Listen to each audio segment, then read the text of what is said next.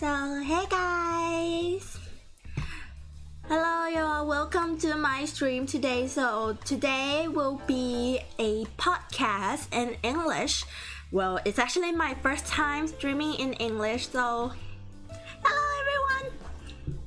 So this podcast will be in English only, and before you do anything, please read the rules down in the description below, so we can all know that what you should do and what you shouldn't do, things like that. So be respectful to each other.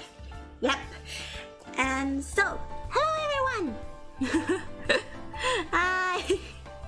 I'm Tu. Yes sir. Hi Tori. Hi Min. Hi Tu. Thank you for coming today. Welcome.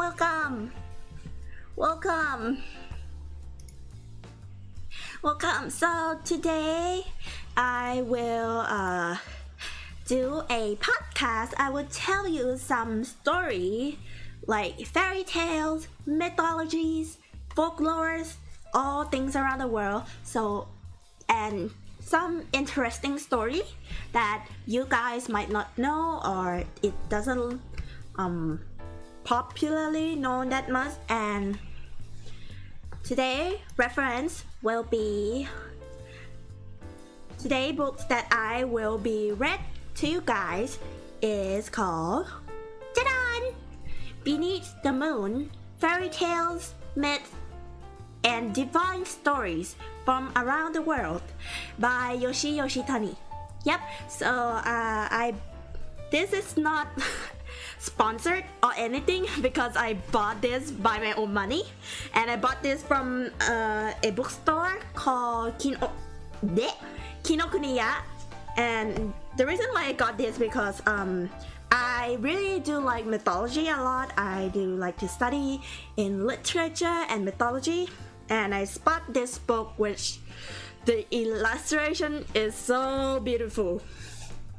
Even the insides are so beautiful that I when I saw it, I say like I have to got it.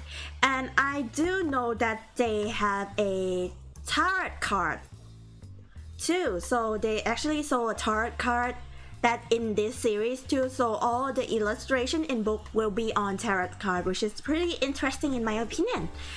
So be sure to check it out. Yep. And I forgot to put the link to buy this book down below, so I will do it after, okay? Yeah, but here's the credit of the story that I will tell you guys, so it's gonna come from only this book, Beneath the Moon, since there's loads and loads of stories in here, and I will choose some of the story that I found interesting and you guys might not know before. A ghost? Maybe a ghost. So yeah, this book have loads and loads of story, but I will not tell all of them, like, because some of them is very popular or common story, like Sleeping Beauty, Rapunzel, The Little Mermaid, The Snow Queen, something like that. Aladdin. It's very popular story, so I'm gonna skip that and I'm gonna focus on the story that I find it very interesting to read it out, okay? And hello Team Sang. Today will be English podcast, so we will talk only in English. So, just to be warning prior, English is not my native language. It's actually my second language, so I might mess up in some pronunciation and I might do some kind of miscommunicate a little bit. So if I mess up in any kind of pronunciation or any word or any sentences, please do forgive me in advance. And without further ado, let's get into the first story. So the first story that I'm gonna tell you guys is called The Nightingale, which is from China and actually Danish fairy tale too, which is very interesting since China is from Asia and Denmark is from Europe. Kind of weird, but let's read out the story, shall we? You guys can consider this as a bedtime story also too. Okay, here we go. Once long ago, the Emperor of China lived in a beautiful palace surrounded by a beautiful gardens. Many travelers came to see the grandeur of his domain, but all agree the most beautiful thing in the entire empire was not within the wall of the palace, but in the nearby forest. For that is where the nightingale sang with a voice so sweet and pure that all who listened could not help but stop and sigh. But though all travelers knew this, the Emperor of China did not. So it came as a great surprise to him when he read about the nightingale in some books sent to him by the Emperor of Japan. The Emperor of China quickly summoned his courtiers and ordered them to bring the nightingale before him. But none of his courtiers knew of the bird, nor did any of their subordinates. Finally, they found a young kitchen girl who declared she knew where the nightingale roosted. She led the courtiers into the wood, and when they found the nightingale, they asked her to return it with them. She politely agreed. That night, the little bird was presented before the emperor, who was surprised by her drab gray appearance. But when she began to sing, the entire court cried upon hearing the beauty of her voice.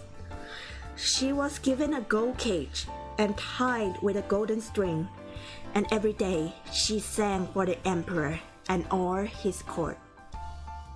Then one day, a gift from the Emperor of Japan arrived. It was a beautiful gold and jewel encrusted mechanical singing bird, and the court loved it even more than they loved the nightingale. The true bird disappeared, and the emperor wound up the mechanical bird over and over. But eventually, the golden bird broke and the emperor grew sick. Lying alone on his deathbed, the emperor waited in silence as they approached him. It was then that the little nightingale returned and sang a song so sweet that even death was moved and let the emperor live. The emperor thanked the nightingale and tried to restore to her glided cage, but the nightingale said that she would rather remain free to visit, and so she and the emperor remained friends for all their days. And one of the first ever fairy tale. Oh, hello Light and hello Mike.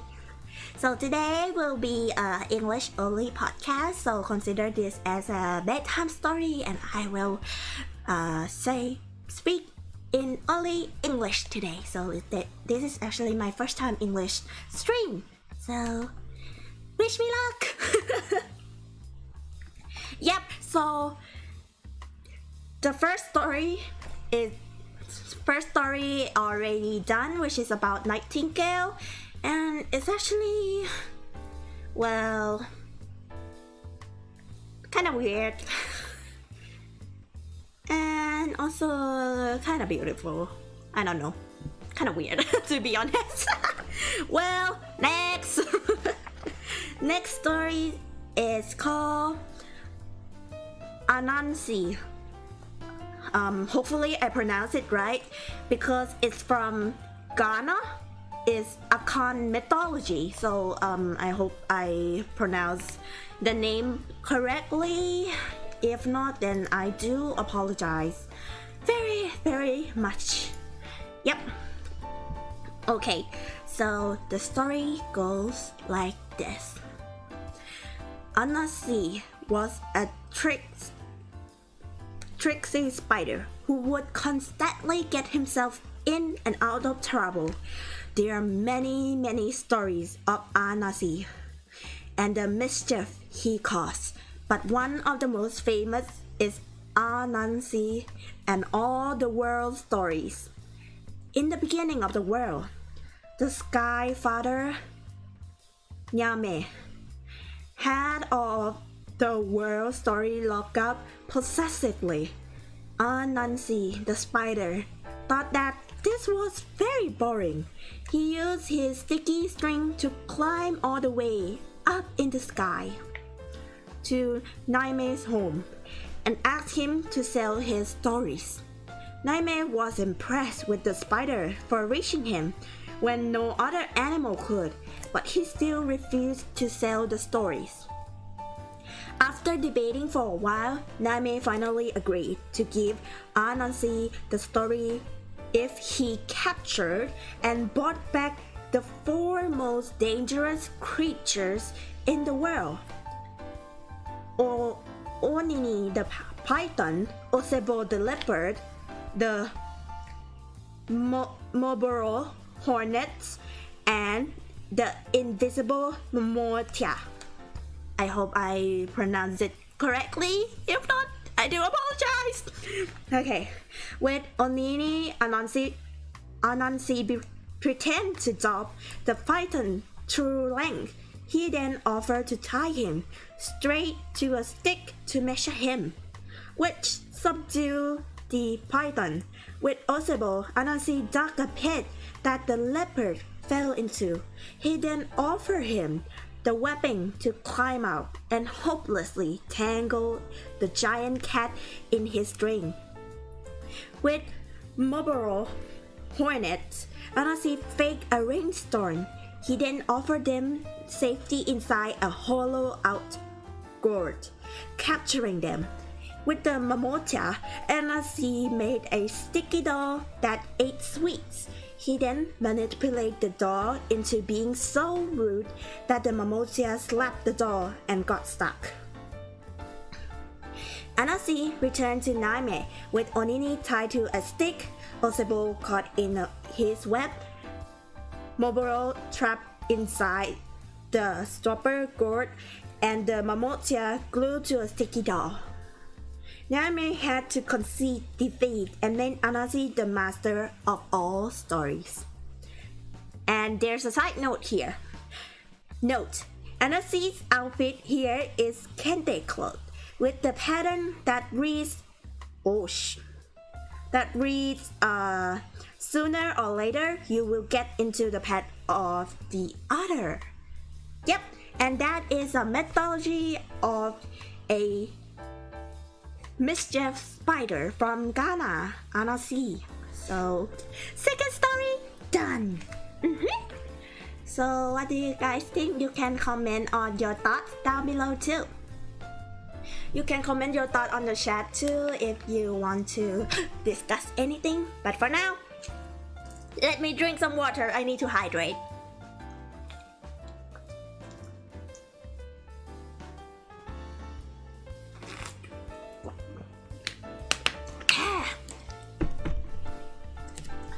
Okay.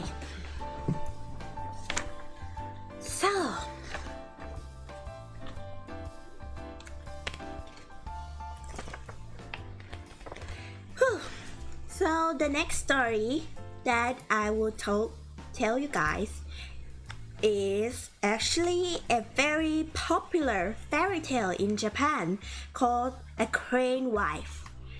So some of you guys might know about this, but I will tell about it just in case someone not know. So yeah. So here we go. A story of Crane Wife, which is a Japanese fairy tale. And the story goes like this. There once a poor woodcutter who came across a beautiful crane caught in a hunter's trap. He felt sorry for the graceful bird, so he carefully set it free. Once released, the bird looked deep into the man's eye before flying away.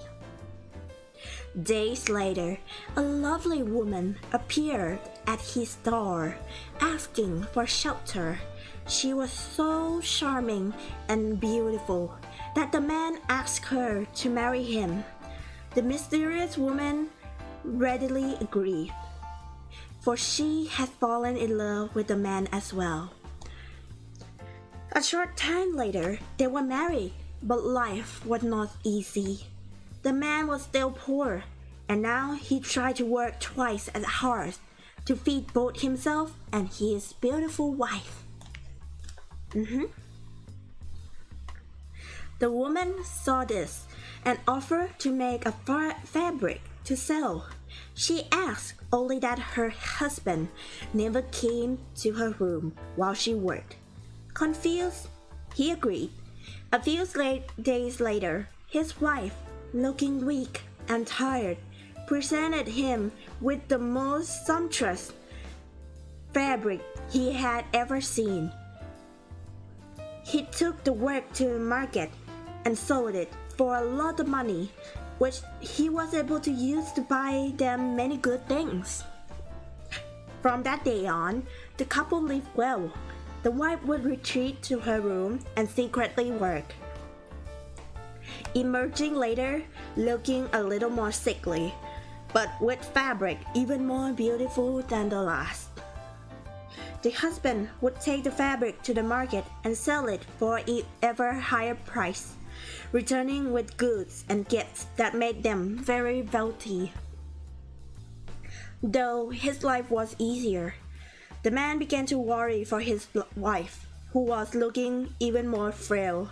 Finally, his curiosity could take no more. One night, while she was working, he cracked the door open and peered in. He discovered that his wife was a crane who had been slowly and painfully plucking her own feathers and weaving them to create the beautiful fabric. He gasped, and she turned to see that he learned her secret. She was angry that he broke his promise and mortified that he had seen her as a crane, and so she took flight and never returned to her husband ever again. So, end of the story. Yep. Very, very tragic story. Not that tragic, but it's still kind of tragic. Yep. So that's the story. So on to the next story. So if you guys want to discuss anything, feel free to discuss in the chat. I am pleased. I will be happy if you guys also interact it with me too.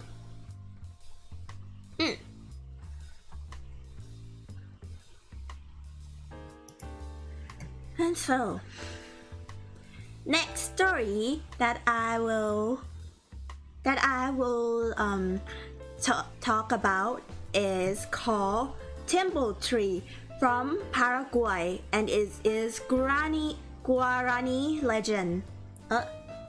Oh, hi, Yoshino Anoshi.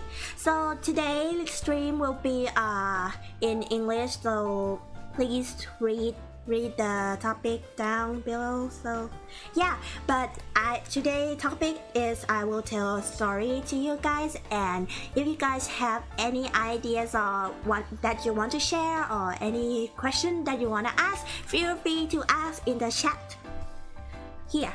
So yeah, so on to the next story, which is Temple Tree from Paraguay, Guarani legend. So the legend goes like this. There once was a man named Sakwa who was the leader of his tribe.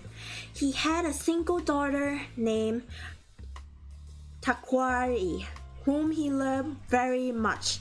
They were both good people, beloved by the tribe. So it was not unexpected that Takwari has many suitors. But Takwari had eyes for only a man from another tribe. Though it saddened Sakwa to have his dear daughter live so far away from him, he also respected her wishes and let her go with his blessing. Days, weeks, then months passed, and still Sakwa had not heard from his daughter. He began to fear she was in danger, and finally he set out to see her. He went to the village that Takwari had moved to, but found nothing but remnants of ruins where thriving life should have been. The village has been attacked by an unknown enemy, and all the people were missing entirely. Distraught, Sakwa began searching for his daughter. The trail soon ran cold. With no other leads, Sakwa placed his ear to the ground, hoping to hear the sounds of stomping feet or other noises that could tell him where they had gone. He heard nothing. So he got up, moved on, and then stopped again, listening for anything. He never asked for help and never stopped searching. Months later, his tribe found him dead. Oh shit.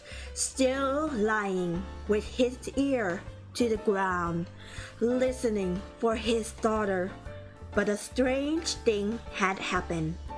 A plant had grown out of his ear. The plant grew and stretched and eventually became a tree. The tree flowered and its fruit looked like a human ears. From that day on, the Temple Tree came to represent a father's undying love for his daughter, for he is still listening for her to his day. Wow. This is actually a cool legend here of a loving father who tried to find his daughter until his death. And a tree grew in his ear and the fruit turned into an ear. So this is kind of cool symbolism here, which is very, very interesting in my opinion. Okay, wow, we already read 4 stories already. So we actually doing a good progress here. So I need to stretch a little bit. And I need to drink some water to hydrate myself.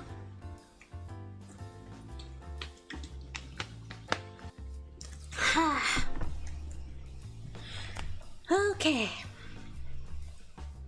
Oh, net. No, my internet! No, the internet!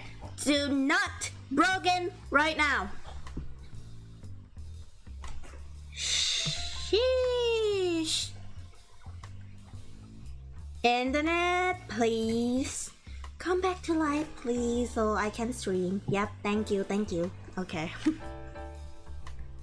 Sheesh. Okay. So, next story will be a fairy tale from Scotland. So it's Scottish fairy tale.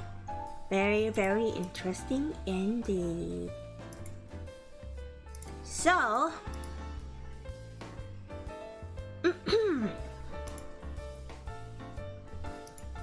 this story is called Tamlin. If I pronounce it any wrong, please do tell me. Okay, so the story goes like this.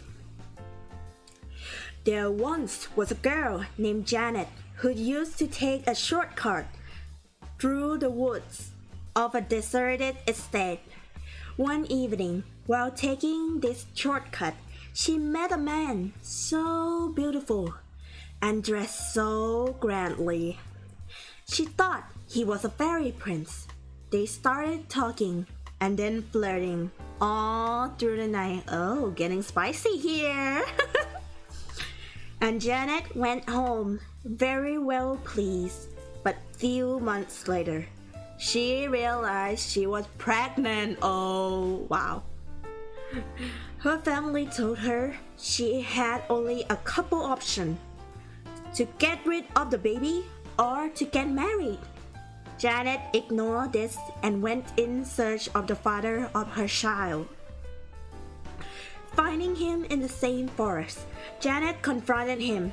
He told her his name was Tamlin, and that he wasn't a fairy, but has owned the estate before being captured by the Fae. Upon the further inquiry, Tamlin said he could be free, but only if Janet grabbed him off his horse and didn't let him go. Janet agreed, and the next night she waited and watched as the fairy royal procession passed. She saw many beautiful courtiers and the fairy queen who had trapped Tamlin, and finally Tamlin himself, leaping from her hiding place. Janet grabbed Tamlin and held him tight. The fairy queen laughed and proceeded to transform Tamlin into every animal imaginable, and even a few that were never before seen by Janet. One was Emmet, a creature that was part lion, part hippopotamus, and part crocodile, and who ate impure hearts. After hours of this, and just as Janet didn't think she could hold on any longer, the dawn rose. The Fae vanished, and the spell was broken. Janet let go of Tamlin, human and free again, and the two soon wed and had many more children in Tamlin's restored estate. The end. Oh, Oh, so that is actually a happy story. Quite spicy in the beginning, and then it's turned into like an action kind of story. Well, very, very interesting indeed. Wow, actually I never read any kind of Scottish fairy tale before, and it's actually very interesting. I might find some more to read. Okay. So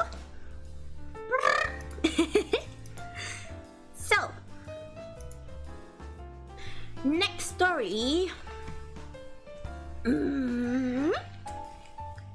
is from Nigeria, and it's actually Yoruba deity called Yemoja. If I say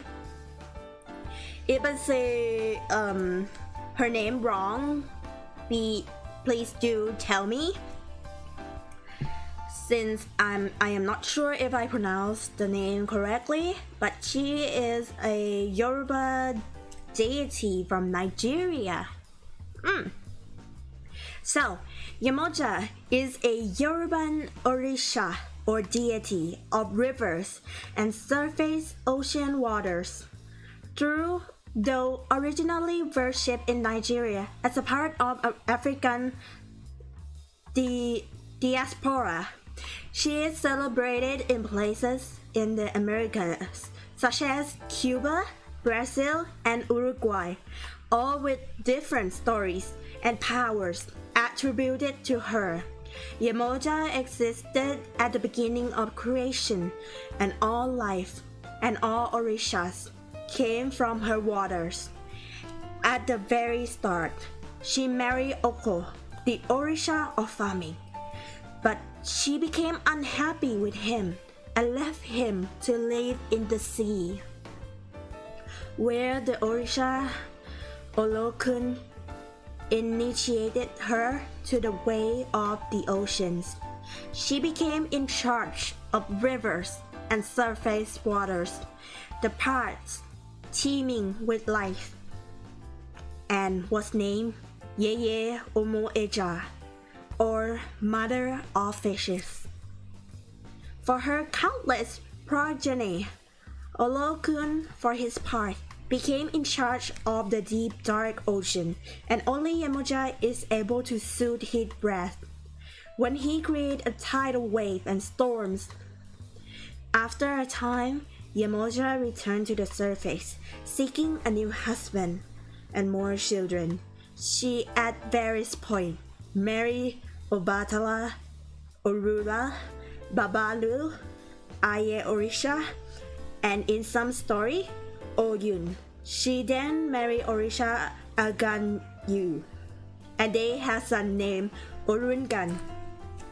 Unfortunately, Orungan began to covet Yemoja and tried to force himself on his mother. She refused him, and instead her water broke as she flooded the world while giving birth to 14 Orisha and the first humans. She then returned to the ocean and is now seen only rarely by people. Though she is infrequently seen, Yemoja still cared deeply for her worshipper, especially women and children. She governs conception, childbirth, infertility, parenting, child safety, love, and healing. She oversees secrets, wisdom, the moon, and the unconscious. Her particular symbols are crowley shells and the color blue. She is known to be particularly kind to those who drown at sea in her waters, including those who were taken far from their homes. So that is the mythology of Yemoja. Wow, it's actually very beautiful. Mother Nature of Nigeria, I see. So, and the next story that I will tell you guys is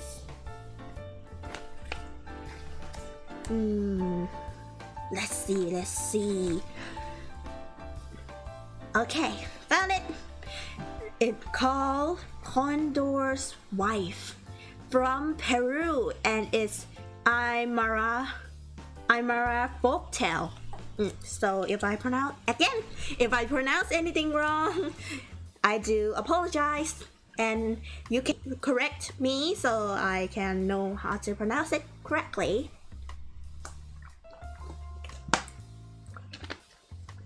Oh God, the internet. The internet, why are you being like this? Okay, thank you for coming back to life.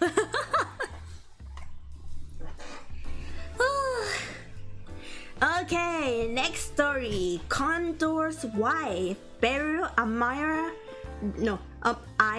Folktale. And it goes like this. One day, near the beginning of the world, Condor was flying near Lake Titicaca when he spotted a beautiful young girl tending to her family's llamas and picking berries. He landed next to her and began conversing with her, helping her pick berries. She was so sweet. He began to fall in love, and he invited her to come live with him. The girl was flattered, but she said that she couldn't leave her poor mother alone, and someone had to tend the llamas. Condor was saddened, but said he understood. He asked if she could just do one small favor for him, and scratched his shoulder in a very hard-to-reach spot. So the girl leaned over to do just that, and before she knew what was happening, was whisked up into the air on Condor's back. He flew her far away to his home, high up in the sky. There, he introduced her to his extended family. All his family members were very nice to the girl, and his mother especially took pain to make sure the girl was cared for. But though they were kind, they fed her vulture food, which is rotting meat.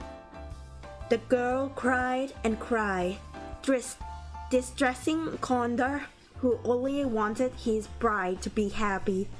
Her cries were heard by the hummingbird, who realized what had happened.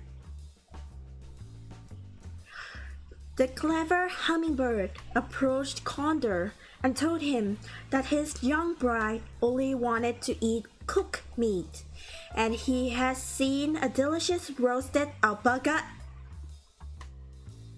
Wait a second! Holy shit! I'm sorry, but sheesh, I already know what's gonna happen next, even though I never read the story before. Oh my god, holy shit! Sorry, why are you saying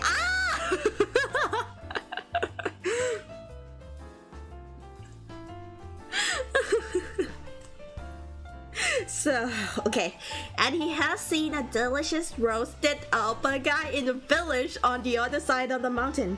Condor leapt at the opportunity and flew out to retrieve some food his wife would enjoy. Hummingbird took this opportunity to help the girl climb down from Condor's nest and escape back home, where her worried mother was relieved to see her again. Condor, for his part, was frustrated when he returned and realized the girl had escaped. He quickly found Hummingbird and tore him into 1,000 pieces, but instead of dying, each piece turned into a new hummingbird, and that is why there are so many kinds of hummingbirds in the world. Oh! It's actually not what I expected. I thought that Condor gonna grab the alpacas from the girls farm. and roasted them for her. Why did I think of that? Oh shit, my toxic trait. Yeah, so this is actually the legend of how there are many species of hummingbird around the world, which is actually very, very interesting. So actually, to summarize, the hummingbird got tortured by condors, and then each pieces turned into another hummingbird, and that's why there's loads of hummingbirds, and that's it. Yep, well, that's the story. And then next to the other story. Yes, and so we are on to a Norse mythology. Yes, and a lot of you guys might know this, but maybe from watching Thor, Marvel Thor, or whatever movie it is. So it's called Fenrir, and this is a Norse mythology creatures called Fenrir. So it said, in Asgard, the shapeshifter and trickster Loki, who was an Essa, or Norse god, had 3 children by Angerboda and female Jotun or Troll. These children were gigantic snake Jormungand, and the ghoulish-looking woman Hel, and the terrifying wolf Fenrir. The ruling gods of Asgard soon discovered these children and feared them, not only for their own terrible power, but also for their troll mother, and worse still, their trickster father. The gods prophesy that they would cause much mischief and destruction. Odin, the leader of gods, brought the 3 children before him. He cast Jormungand into the sea and sent Hel to rule the cold wasteland called Niflheim. Hopefully I say that correct. Niflheim. Yep. But Odin knew Fenrir would need to be dealt with differently. The prophecy had foretold that Fenrir would overthrow Odin and cause Ragnarok, or the end of the world. The gods kept Fenrir close, but each day he ate more and grew bigger and bigger until they worried they could no longer constrain him. The gods devised a plan to trap the wolf. They approached him with a feather, saying they wished to test his strength. Fenrir has no fear, and as soon as the fetter was on him, he snapped it off with a mighty kick. Hiding their fear, the gods brought forth a second, even stronger fetter. Fenrir agreed to test it and himself, wanting to fame of his strength to spread. He fought and strained against the second fetter until it too broke. With this, the gods asked the dwarf to make a magical fetter, which they call oh crap, the Norse kind of Danish and Norwegian word, Glepnia. Hopefully I said this correctly. Glepnia was thin as a ribbon, so Fenrir was dubious. He said he would try it on only if he was promised release, and if a god placed a hand in his mouth. Only the god Tyr was brave enough. When Glepnia was wrapped around him. Fenrir kicked and struggled, but was unable to free himself. In his rage, he bit off Tyr's hand, and the gods, in revenge, stuck a sword in his mouth to keep it pried open. Then they tied him to a giant rock. Until this day, he waits to be freed and cause Ragnarok. So, that is the story of Fenrir, one of the creature in Norse mythology that can cause Ragnarok. Very, very scary indeed. And so we can move on to another story here. And this story, so actually I think I will read about like 6, I don't know, a lot more story to go since there are a lot of interesting story that I want to share. So you can just listen to them and consider this as a bedtime story or interesting story that you can learn about it. Okay, so next one is actually very, very interesting in this, since I actually heard this name before, and it's actually a story that usually play in like in the theater, like opera theme, and it's called Turandot, which is from China and Arabic folktale. Yes, Turandot. Some of my followers might realize that, hey, the name is so familiar. That is because one of my figurine that I unboxed before is actually themed from this story called Turandot. Yes, actually. And so we will read the story called Turandot for the first time. Yep, it's actually my first time reading it too.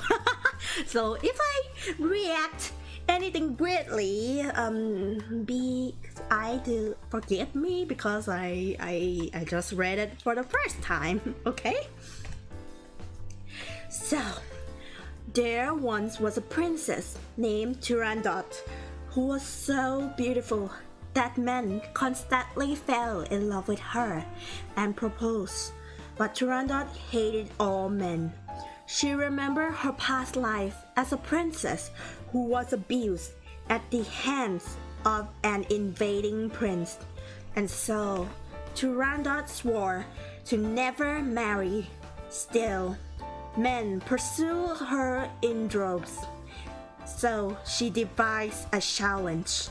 Men who wished to propose to her had to answer 3 riddles. If they failed, they would be beheaded. Into this kingdom came the young prince of Tartary, his father, the deposed king of Tartary, and their lone servant, the young girl Liu. They arrived just in time to see the Prince of Persia fail the 3 riddles. Oh wow. Failed the 3 riddles and died before the cold Princess Turandot. The Prince of Tartary instantly fell in love with Princess Turandot and proposed to her right then and there. Liu, who was secretly in love with the prince, begged him to not attempt the riddles. Turandot's father, the emperor, was tired of his daughter's trials and urged the prince to give up on the riddles. Turandot herself warned the prince, telling him to avoid the riddles. The prince paid him no heed and proceeded to correctly answer all 3 riddles. I wonder what kind of riddles are this? I really want to know the riddles. Why they didn't say the riddle? Why? Surprised at his success, Tyrannos was trapped. She cried and begged her father to help her break her oath to marry the prince. The emperor told her she was bound to keep her word. The prince, moved by Tyrannos' tears, offered his own challenge. If she could find out his name by dawn, she could kill him. Oh, sheesh! So, Tyrannos sent out her minister to discover the prince's name, but no one knew it. Finally, they brought forward the servant Liu and demanded that she tell them the prince's name. When she refused, they began to torture her. Still, she refused to speak, only calling the prince Love. Finally, she fell on her own knife and died in the prince's arm. The prince, moved by Liu's compassion, rebuked Tyrannos for her cruelty. Princess Tyrannos. Internet! Okay, thank you. Princess Tyrannos, in riot of confused emotion of love and hate, asked the prince to leave. Instead, he told her his name, Prince Khalaf, son of Timur. As dawn rose, the emperor asked Princess Tyrannos for the prince's name. She called him Love, and soon they were wed. Seriously? This is so freaking weird! Why is this so weird? What the fuck is this story? Like, what the fuck? Like... this is so fucked up. I don't know. Well, it's a perfect story for doing some kind of opera that is like very dramatic thing. But like, bruh. It's still weird. Kind of like Salome story. Yeah. This is just weird. Okay, so let's see.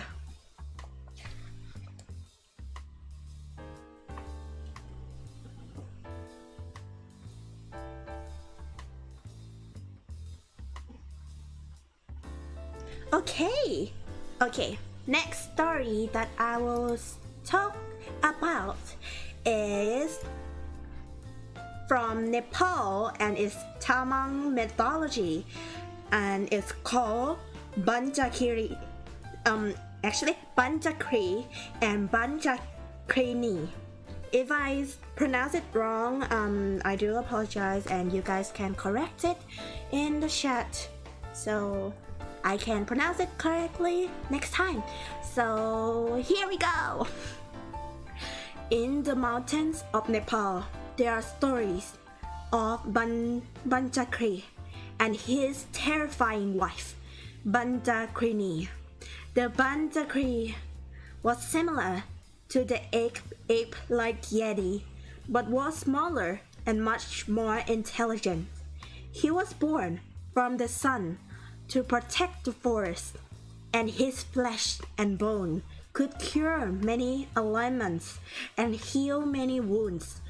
First and foremost, he was a shaman, and many stories tell of how he trained the new shamans. I'm back and I'm looking forward to playing game for a while. Okay, then you got and you can open and listen to this podcast too. Yeah.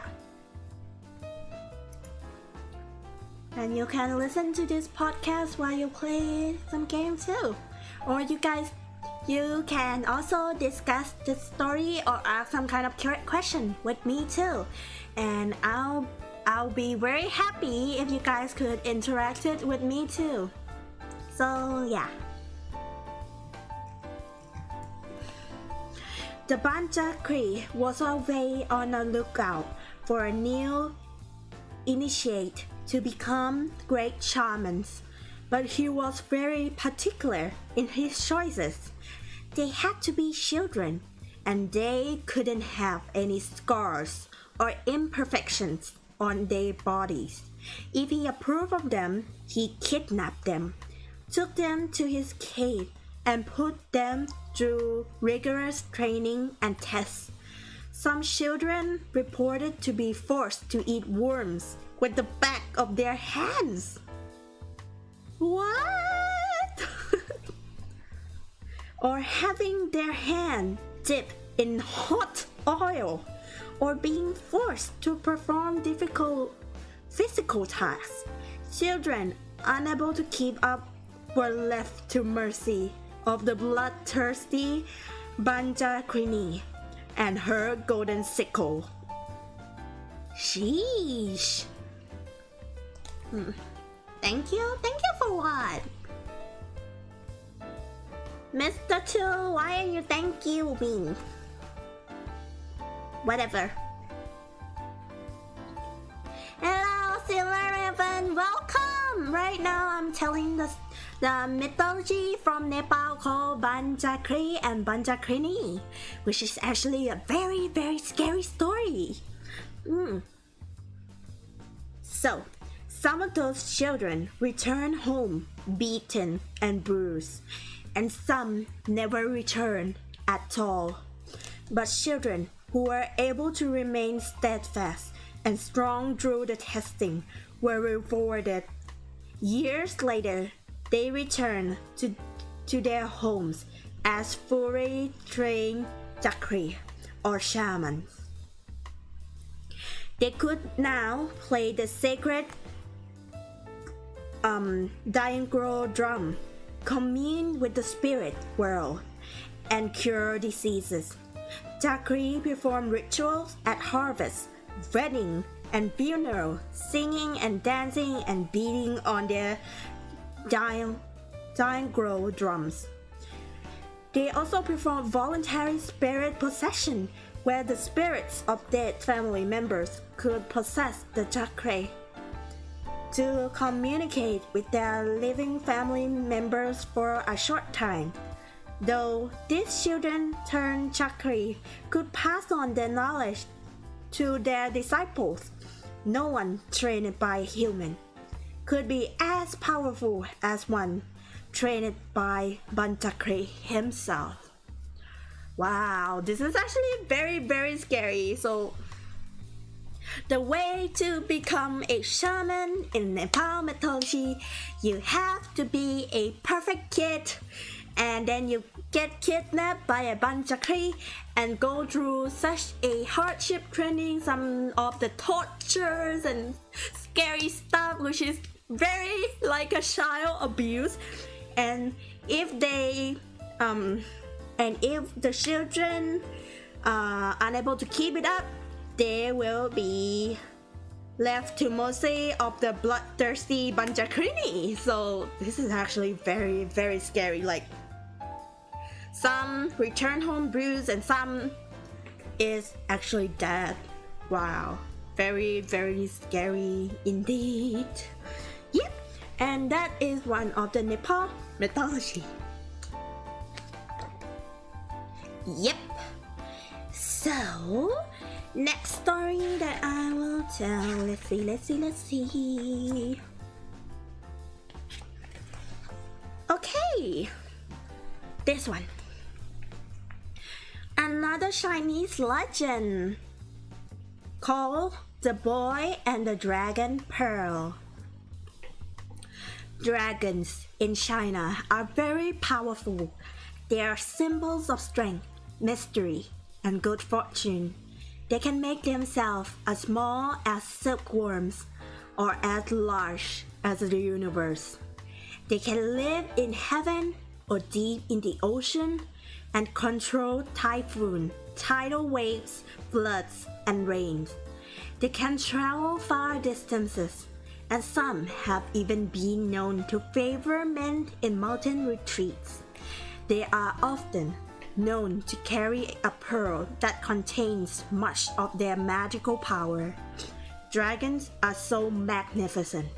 There is even an expression in Chinese that means to hope one's son will become a dragon. Wow. Kinda a little bit misogynistic, but go on, move on. There once was a little boy who lived in a small village that was starving from years of drought. Nothing would grow, and even wild animals were suffering. When the boy saw a fat rabbit, he followed it to its home.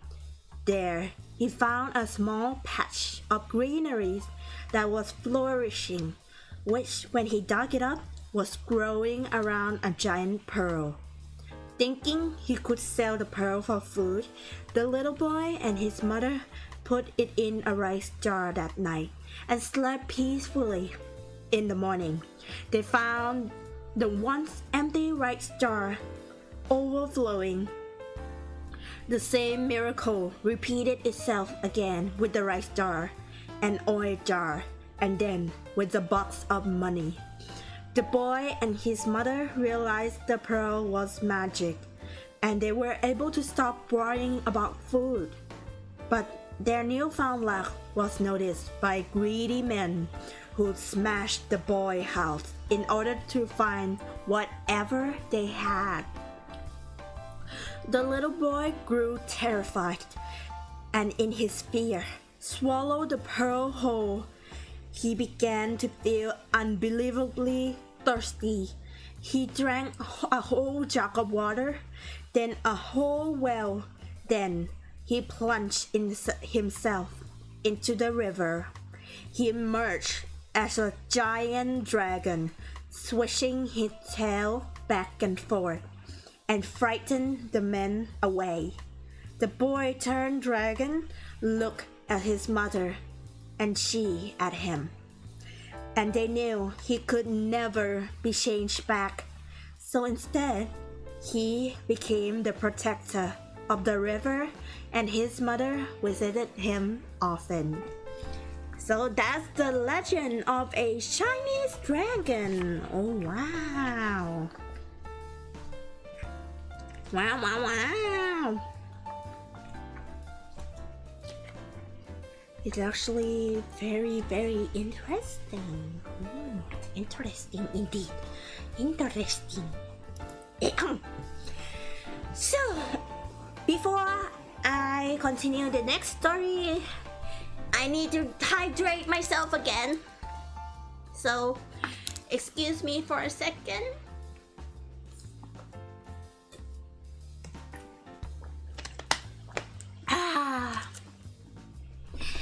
Okay. So, next story is a story from Brazil, and it's a Brazilian mythology called Boetata. So, again, if I pronounce it incorrectly, please tell me. Because I never studied Spanish or Portuguese before, so I don't know if I pronounce the word correctly or not.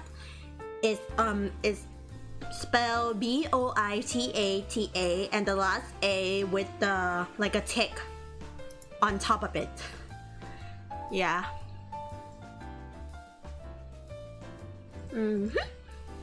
And so here is the legend. Has it that long ago there once was a night that did not end, deep in the Amazon forest. English is so hard for me. Yeah, I know it requires years of practice for me too. Like I think like I started to communicate in English a lot when I was starting high school, but like before that I am very sucks in English, but like I think the reason why I can communicate in English now is because like when I was young, my mother's always forced me to watch cartoon only in English. Like she never allowed me to watch any cartoons in Thai. And it struggles me like quite a lot, but it kind of benefit me because like I got the accent from it. Even though I don't know any kind of meaning at all. Yeah, and in high school I do study in like a bilingual program, so that's why I get to communicate a lot more in English, and I get to go on an exchange at Denmark too, and so that's why I started to get used to communicating in English, and yeah, and now I am here. Even though I'm still not confident with my communication because sometimes I know that my words can be kinda sucks and they're not understandable. But I will try my best, so wish me luck please! And you guys can support me through the donate. Yes! And right now I'm selling merch too, so you can pre-order the merch down in the link below. Yep. Oh my god. I do apologize. I was choked on my saliva. Sorry. I choked on my saliva. Okay. OMG. Yes, OMG indeed. Yeah, well, English is pretty hard for some people, and for me it requires years of practice since I studied it for like more than 10 years now. So yeah, that's why I can communicate now. And also I think like here is some trick to learn English in my opinion. You can start watching with like a children cartoon and or some kind of movie that the pronunciation is easy to listen, and turn on the subtitle in your native language and then start to work on it. Like when you kind of get used to English, now you can turn the subtitle from your native language into English, and that's how I actually practice, like can improve from that too. It's actually a very good practice and very enjoyable in my opinion. So you guys can try that too. Anyway, back to our mythology of Boy Tata. So the legend has it that long ago there once was a night that did not end, deep in Amazon forest. The night went on and on, lasting days and weeks and months. In this darkness, the people began to starve because they could not grow crops for food. It was too dark to see anything, too dark even to chop wood to make into torches to burn. It became oppressive, and all animals and people began to grow scarce. Then it began to rain. The rain went on and on with no end in sight. The forest began to flood, and many of the animals and people, weak with hunger and cold, drowned in the endlessly rising waters. It was then that a huge snake, sleeping on a log deep in the forest, woke from its slumber. It woke feeling very hungry. It slithered. Excuse me, I do apologize for that. It slithered easily through the wet forest because it knew how to swim and was accustomed to darkness. It began to eat all the dead floating animals, filling its belly to bursting. Eventually, because there were so many animals, the snake was able to feast on only its favorite part, the eyes. The eyes of the animal gleam with the light of the last rays of the sun the animal has seen. So with each eye the snake swallowed, the brighter the snake itself became. Wow! It can produce its own light! What? It ate so many eyes full of light that it became a fire. This snake is on fire. This snake is on fire. Okay, back to the story. Okay, many eyes full of light that it became fire, and with its brilliance banished the rain and the night, and brought warmth back to the forest. The snake became known as Boy Tata. Now the Boy Tata is considered a protector of the forest and fields. Its bright eyes can see perfectly in the dark, and it will kill anyone who tries to set fire to the forest, eating their eyes. Anyone who has the misfortune to see the snake will go blind, go insane, or even die. Wow, that is some crazy myth in Brazil here. Wow. So it's actually kind of actually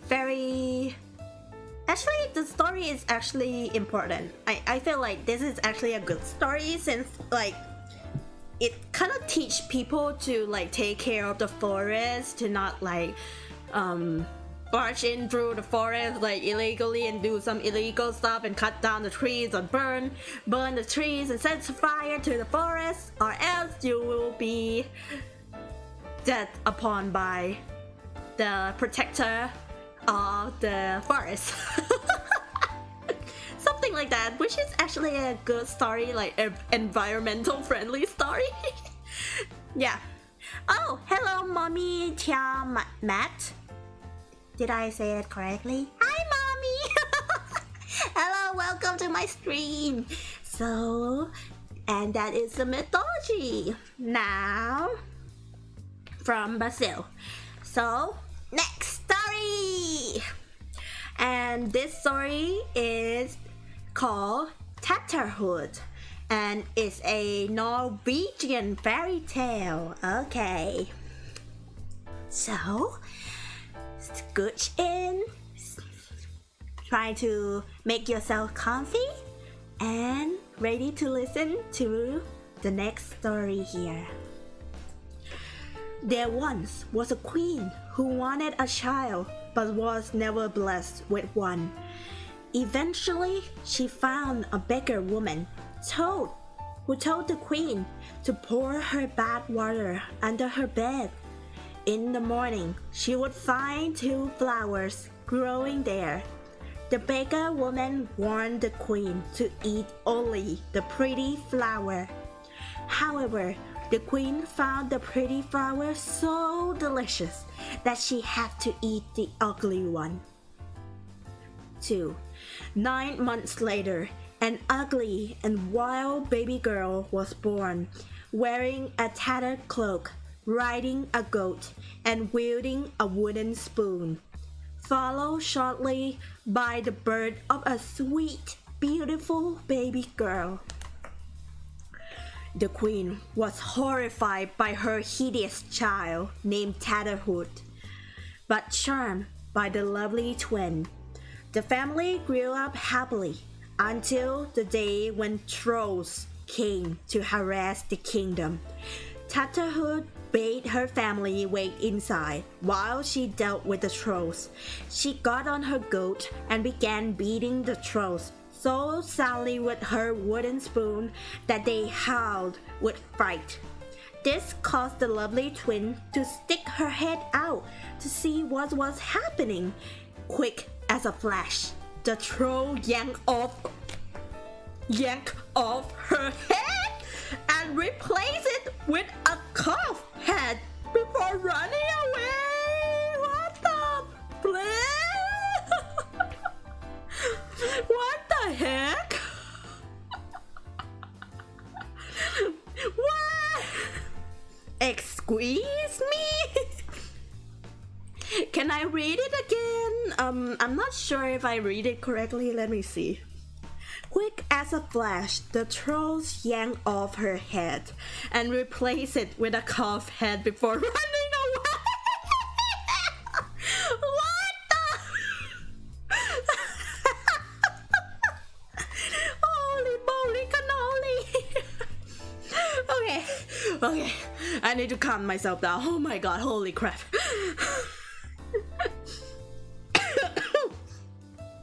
Okay. Tatterhood grabbed her sister and followed them across the sea, arriving at the troll's home. Tatterhood beat them all up and rescued her sister's head. Huh?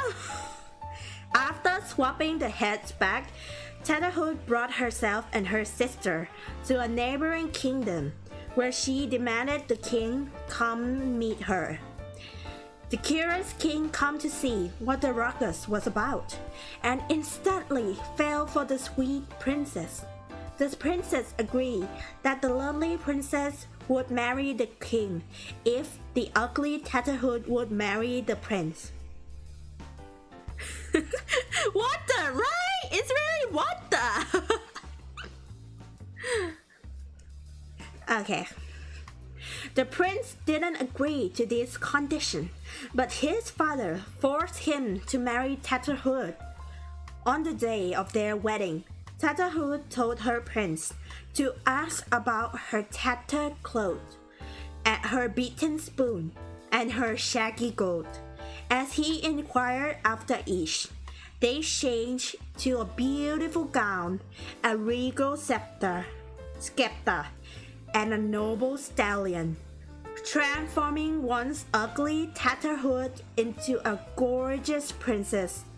They then happily ever after. The end.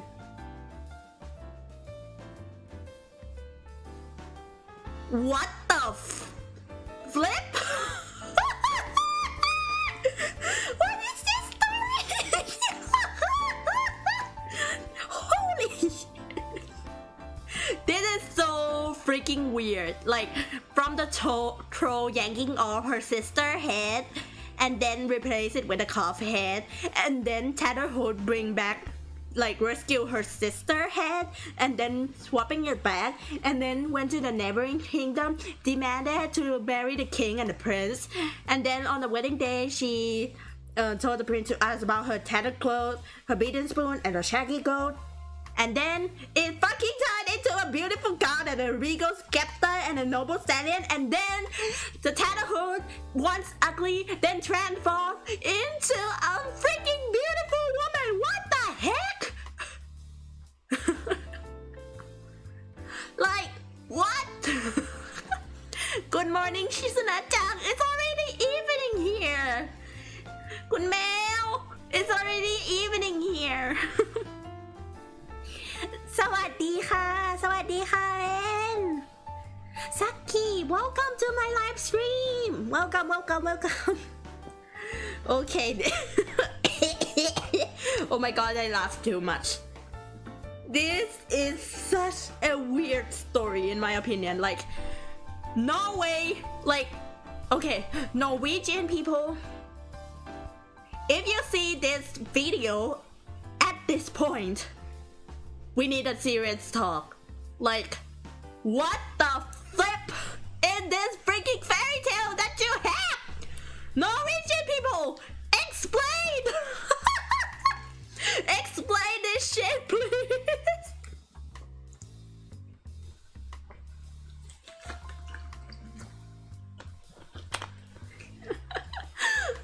Explain the story, please. Like, what? What the flip?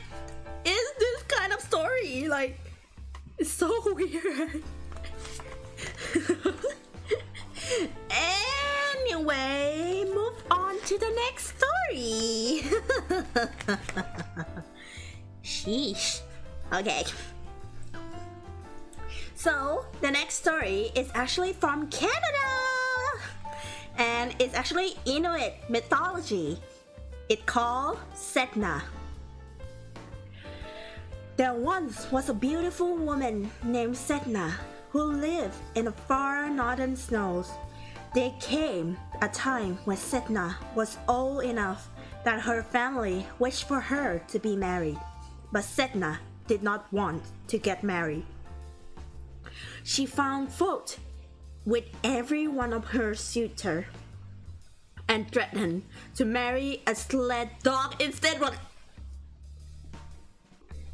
Excuse me?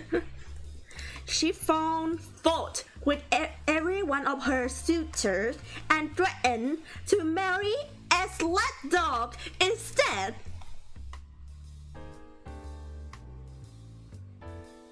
Are you into interspecies mating or something, girl? Like, bruh? Girl, are you kidding me?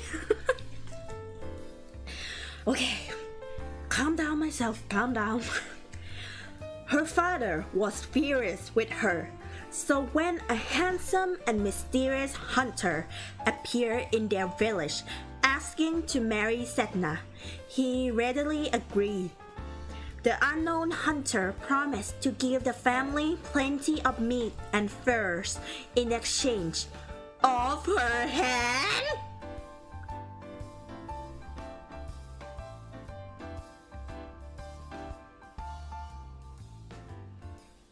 What in the freaking Trinity universe is this? Okay. And Sedna decided to consent. After they married, he took her away to his island. Once there, he revealed to her that he was not a man at all, but a bird that has been disguised as a man. Sedna was livid with his deception and even angrier because as a bird, he was not very good hunter. He was not a very good hunter. He caught and fed her only a fish. So she had no meat or furs, but she was stuck on the island, and she tried to make the best of it. Finally, Sedna's father came to visit and instantly saw how miserable Sedna was. He also realized that the mysterious man had been a liar. He killed the bird, put Sedna in his kayak, and started for home. But the bird's family, upon finding him slain, screeched in anger. They set out to avenge him. Beating their wings so hard, they started a storm. The tiny kayak was soon overwhelmed, and Sedna's father, desperate to appease the birds and save himself, threw Sedna overboard. Sedna quickly grabbed onto the side of the boat and would not let go. So her father drew his knife and sliced off her fingers.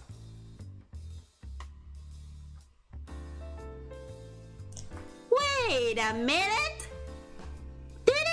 Didn't the father came to visit his daughter?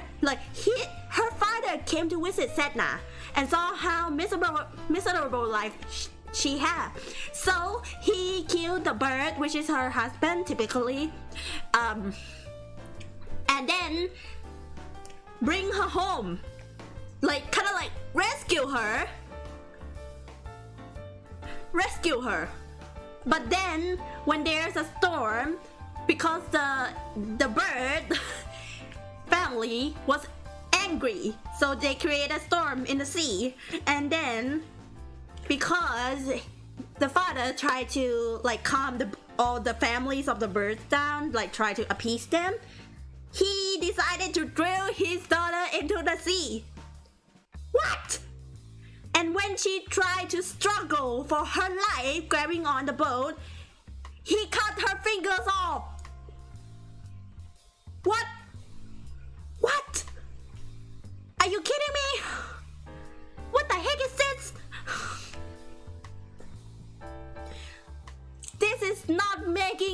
any sense. Like,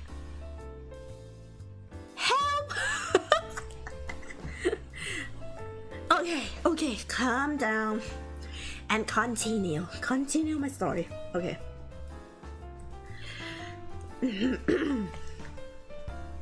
Sedna raged as she sank to the bottom of the sea, and she became a wrathful sea goddess. Yes, queen. Yes. Yes. Her fingers became seals and whales, and her hair grew to entangle all the sea creatures of the world. Now, if people want to hunt in the ocean, they must appease Sedna and pray for her to release the sea creature from her grasp. Holy shit. And that is the mythology of Sedna. Okay, almost good. Right. Hello, Hikaru too. Yep. This is a story, real mythology from Canada, which is Inuit mythology. So it's actually, to summarize it, Sedna is a sea goddess who was killed by her own father and drowned into the depth of the ocean, and then she became a wrathful goddess. And her fingers became like seals and whales, so became animals. And then her hair started to capture all the creature into her possession. Like all the sea creatures are now in her possession around the world. And so, if people want to hunt for some creatures in the ocean, they must pray and appease the goddess, which is Sedna, first, and pray for her to release the creatures from her grasp so they can hunt for the creatures. Well, kind of makes sense, since like oceans is a very big place and it's actually very hard to find some kind of creatures. Well, not that hard, but like it's still kind of hard. Yeah, it's still hard to catch a fish in the ocean, since the ocean is very, very wide. Yeah, and we only like explore the ocean, like only 5% of the entire ocean were explored by humans. Yeah, that's some fun facts here. But anyway, this is a freaking weird story. Like, holy crap, this took like a wild turn, like so quick, like what the heck. Okay. But anyway, we are on to the next story, and this time we are gonna talk about Russian fairy tale called Vasilisa the Beautiful. If I pronounce anything wrong, please do tell me. I really do appreciate it if you guys can correct my pronunciation. And so, the story goes, a merchant and his wife has a sweet and kind daughter known as Vasilisa the Beautiful. When Vasilisa was still young, her mother died. On her deathbed, she gave her daughter a small wooden doll and told her to give the doll a little to drink, a little to eat, and the doll would comfort her. When her mother died, the girl did just that and felt soothed by the doll present. Time passed, and the merchant married a woman with 2 daughters. The stepmother was jealous that Vasilisa was preferred by the young men over her own daughters. Oh, some jealousy right here. So the stepmother set out to be rid of her. When the merchant left on a long trip, Vasilisa's stepmother moved the 4 of them to a gloomy hut in the forest. She then put out all the fires in the house and bade Vasilisa to go fetch light from their neighbor, Baba Yaga. Oh, Baba Yaga! Is that...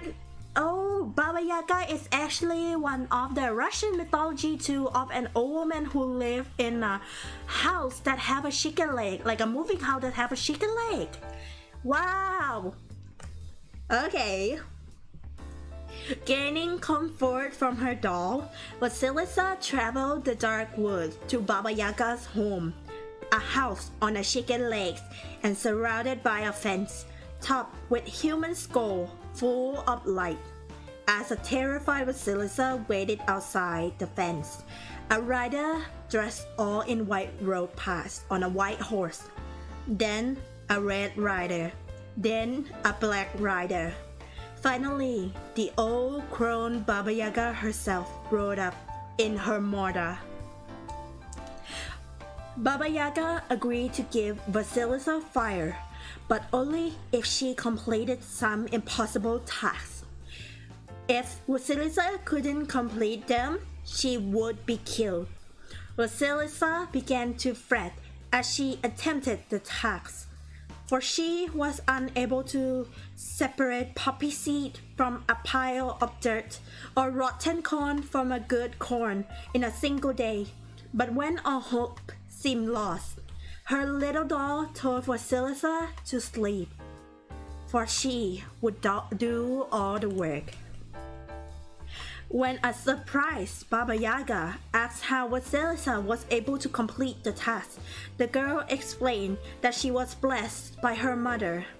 Horrified, Baba Yaga told Vasilisa she wanted nothing to do with blessed people. She kicked Vasilisa out of her house, sending her home with a skull lantern full of burning coals. When Vasilisa arrived back at the hut, the skull magically burned her stepmother and stepsisters into ashes. Wow. This is what we call in Thai โหดสัตว์รัสเซีย which is actually mean like the Russian is pretty damn very dark indeed. Wow. But the story is kind of similar to Cinderella in some part with the stepmother and her stepsister. But like, damn, the end though, like, the skull magically burned her stepmother and her stepsister into ashes. Like, burned alive. Like, what? I can't think well. Me too. Oh, God. Okay. Wow. But like, actually, I like the I really do like the illustration of this page a lot. Well, for some of you guys who came very late, I will show you the book that I read, which is called Beneath the Moon, Fairytales, Myth, and Divine Story from Around the World by Yoshi Tani, which actually they got loads of beautiful illustration in the books, and this might be my favorite illustration in the book so far. Vasilisa the Beautiful. Wow, the illustration is so beautiful. Actually, with the skull on fire, the hut of Baba Yaga in the background, and Vasilisa herself holding a doll. Wow, so pretty. And yeah. Well, on to the next story. And this story is from Mexico or Mexican folklore called La Llorona.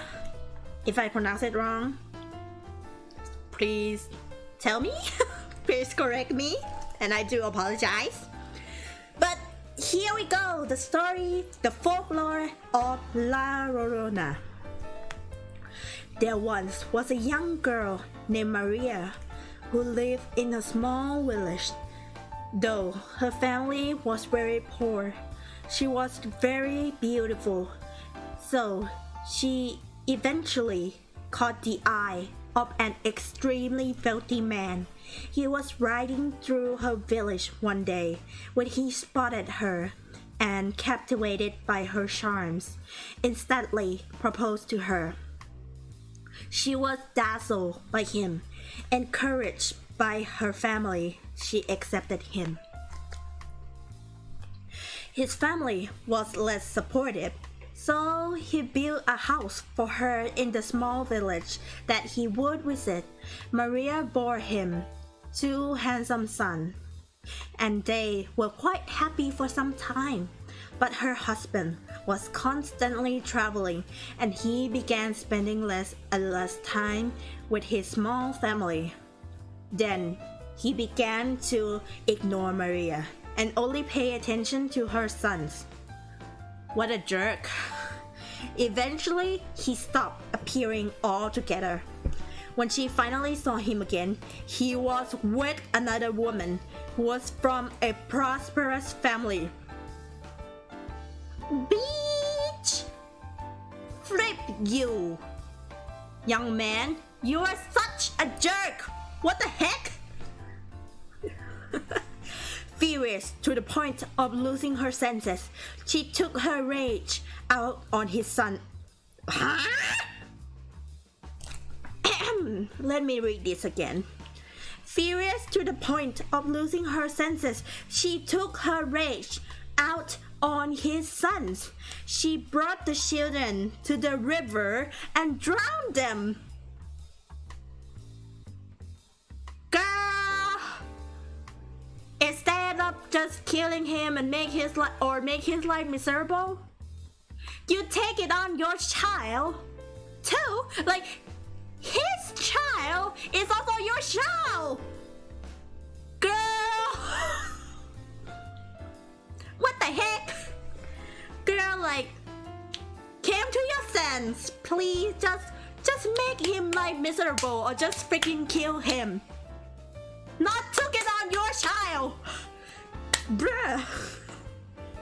And you freaking drowned them. What? Okay.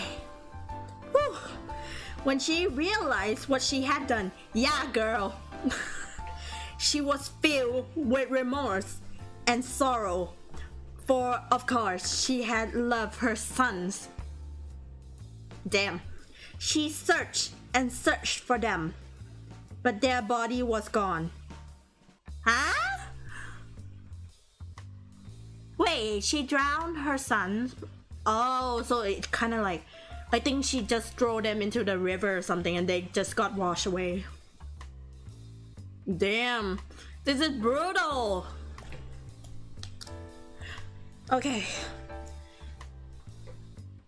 She searched and searched for them, but their bodies were gone. So she drowned herself in the river.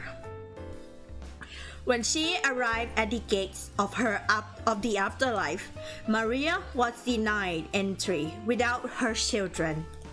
Maria was forced to return to Earth and stuck between the living and the dead, began to search for her children.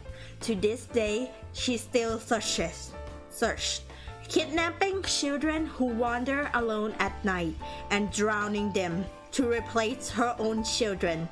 And she can be heard crying, "Oh, my children." This is why she is now known as La Llorona, or the Weeping Woman. Yeah, the plot was really weird, but like, I guess this is a story to kind of like, it's a folklore to warn children not to wander around at night. Yeah, kind of like other like ghost stories in other culture too, where there will be like one of the story that tells children to not wander around at night. Yep, and that is the story of La Llorona. Yep. And next is the fairy tale from Germany called Six Swans. And again, if I say the name wrong, please do tell me to correct the pronunciation. And here we go! There once was a king whose wife died, leaving him to raise his 6 sons and a single daughter. Soon, the king married a mysterious woman from the forest. Jealous of the sons, she snuck into the prince's room and transformed them into swans, banishing them into the wild. Wow, that was quick. The woman claimed the sons had died, but the princess didn't believe her, and she ran away into the woods. There, she met a fairy who told her that her brothers had been cursed, but the spell could be broken if she made each of them a shirt of stinging nettles and did not speak while making them. Okay. The Swan brothers found their sister and, learning of her task, flew her across the sea to a new land where they built her a small home. There, she worked tirelessly for years, picking the nettles with her bare hand, crushing them with her bare feet, and weaving and sewing the shirts all by herself without uttering a single word. One day, she was working.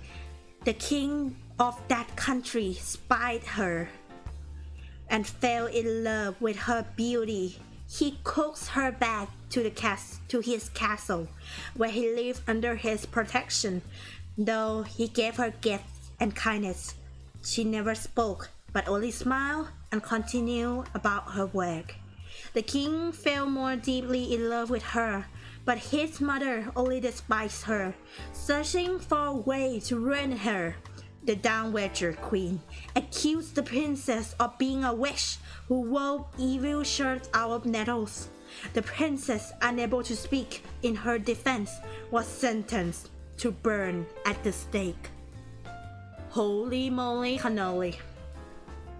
The princess only stitched more furiously, and on the day of her execution, she had made all the shirts except the sleeve on the last one. As the pyre was about to be lit, the 6 swans appeared, and she gave each one a shirt. They each transformed back into a man, except the youngest, who still had the wing of the swan. Free to speak, the princess told her tale. The people were in awe of a miracle, and the princess married the king of that new land. They lived happily ever after. Wow. This is actually the story that kind of similar to one of the Grimm's brother tales, where like the brother was cursed, like a brother was cursed and the sister must not speak for like, I don't know, 31 days or something. And then she found a man and they got married and they have 2 sons, they have twin sons. And then someone kind of like jealous of her and then like used the sword that she wear as a necklace, like the necklace dagger, to kill her sons, and then accused of her as a murderer who killed her own son. But she can't even speak because she wants to break the curse for her brothers. And then the day of the execution is the day that her brother, the curse was the brother was free from the curse, and then he rushed to help her and tell the truth and things like that. Yeah, so it's kind of similar, but I think the brother in that story turned into a deer or a goat or something. I can't remember. But yeah, it's kind of similar. And so we are on to the next story, and this one is from Hawaii. It's Hawaiian mythology called Pele or Pel. I'm not sure how to pronounce, but I will call her Pel for now.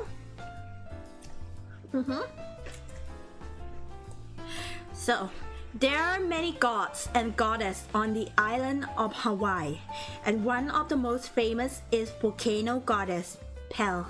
Pel was born to the earth and fertility goddess Haumia, and to the ferocious god Kuwaha'ilo. Hopefully I pronounced that right. In the beginning, she lived in peace with her many siblings, but peace did not last. Pel used her pa'oa, and a long stick used to till land, to turn the earth and draw up lava. The lava brought rich nutrients for life, but it also brought fire and death. Her older sister, Namaka Okahai, was a goddess of the sea who felt bitter rivalry with Pel, and a fear of the goddess of fire would eventually burn her home.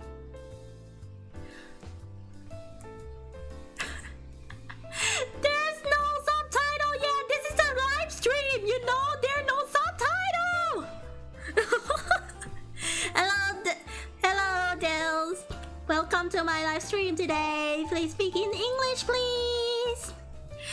Well, there's no subtitle right now because it's a live stream. But I will try my best to make a subtitle after I done with this live.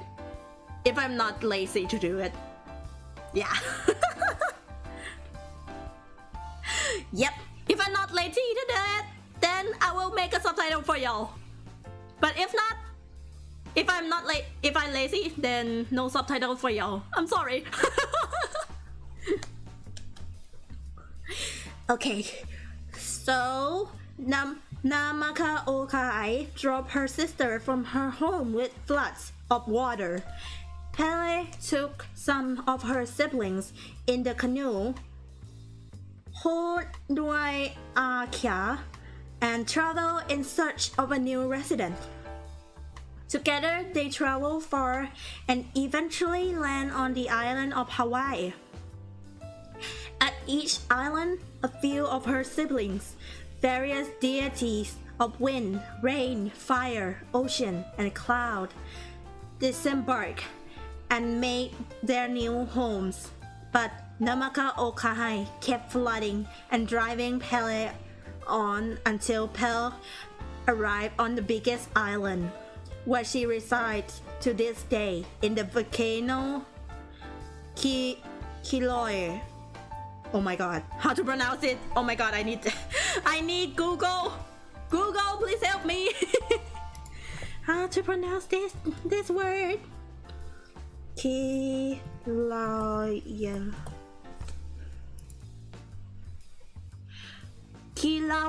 Okay, Kilauea.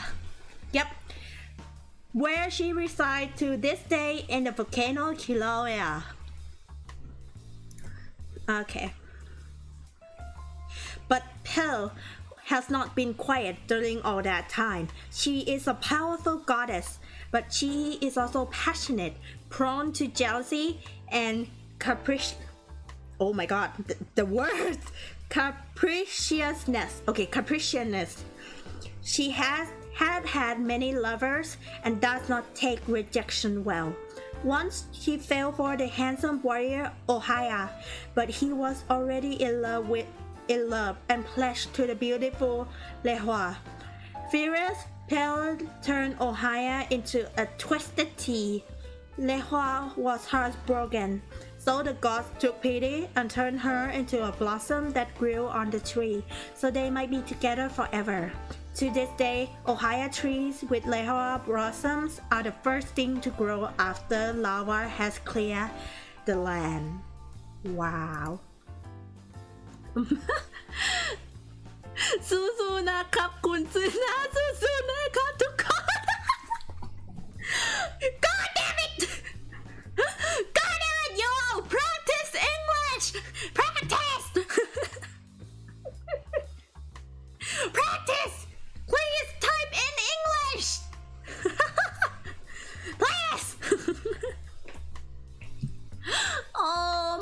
my goodness, you guys. Ha ha, yeah, ha ha. And that is the mythology, Hawaiian mythology of the volcano goddess, Pele or Pele, not sure. Yep. And I think I will do okay. I think I will do just only one more story and then I will go to rest now. Karaoke is here! No! Please! I didn't have to translate it later too, you know? Oh my gosh! You guys are so pain in the ass! Like, what? Am I gonna survive this or not? Because like, I'm planning to be full-time EN Vtuber too, you know? I will not speak in Thai anymore. Like in the future. Seriously. Holy crap. Oh my goodness. Okay. Okay, so our last story of the day is called Druids and the White Stag, and it's from Ireland and it's Celtic legends. Druids and the White Stag were part of an ancient Celtic tradition. Druids were men and women who were religious leaders, legal authority, law keepers, and adjudicator, medical professional, and political advisors. They passed down their teaching orally, and it took many years of study to be considered a full druid. All druids were considered wise and very studious. In mythology, they often wielded magic and had the ability to predict future. White Stag is a magical creature of Celtic legend, sometimes considered a messenger from the underworld. It's an elusive animal, notably impossible to catch, and preternaturally good at evading capture. It features in a number of Arthurian myths, heralding the beginning of a quest, symbolizing mankind's perceptual spiritual journey.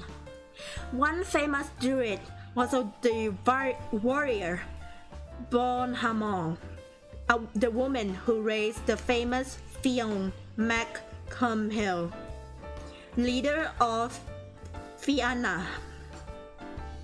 The story began with Cumhill was killed and replaced by his rival Gol mac Morna, Cumhill's wife Myrne, daughter of Druid Tag mac Nuadat. Sorry if I pronounce it wrong. Fear for their unborn son, she fled to the safety of Cumhill's sister, the warrior. Oh my god. Druidess Bormal, and her companion, the fierce warrior Liat Luakra. I think so. It's so hard to pronounce. In their secluded home, Myrne gave birth to her son, Fionn, and left him to be raised by two women, Bormal and Liat. Taught their foster son, Fionn, all they knew of the druid arts and warrior ways, accompanied him on many adventures until he grew old enough to confront Gol mac Morna. Other famous druids include Catbat, was predicted tragedy and fortune in equal terms. Another was Emergent Gluengel,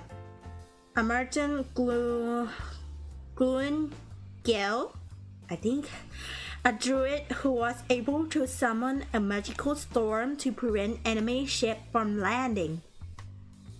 There was also Galicenai, a group of female priestess druids who lived on a secluded island and had the ability to rouse the sea and the wind by their incantations, to turn themselves into any animal form, to cure diseases, and to foretell the future to those who consulted them. So yeah, this is mythology, the legend of the Celtic legend of Druid and the White Stag. So that's it, guys. Okay, will you marry me? Sheesh, seriously? Are you kidding me? If you provided me 24/7 with money and wealth and full of ramen and plushies and all accommodation and luxury and comfortable life, then I will consider it.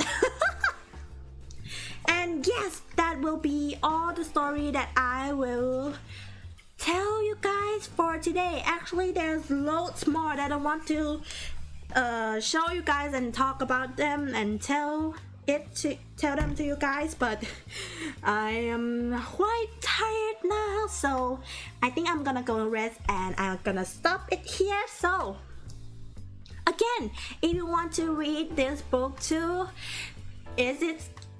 read all the tales in the book. It's called Beneath the Moon, Fairytales, Myth, and Divine Story from Around the World by Yoshitani. So you can buy it from I think you can buy it online, I'm not sure, but I bought it from a bookstore called Kinokuniya. Yeah, so I actually do recommend it a lot. So if you guys want to read all the tales in it, you guys can buy the book and see all the illustration in it. Yeah, so yep, but actually no sponsored, I bought it by myself. So yeah, thank you guys for today for listening to all the fairy tales and folklore and myths that I read today. Thank you for coming today. It's actually my first time streaming in English today, so if I make any kind of mistake or mispronunciation, please forgive me, and you can correct me, and I will try to improve myself in the future. So thank you very much for today, and I will go rest for now since it's already quite late in Thailand. So I'm gonna go now, and we will see you all next week. So thank you for today so much, guys. Have a great night and sweet dream, y'all. So มีอยาสึมิ大好きバイバイみんな大好きだよ Love y'all.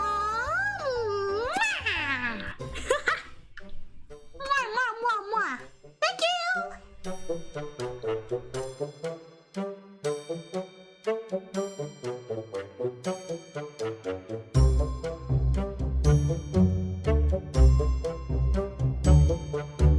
you.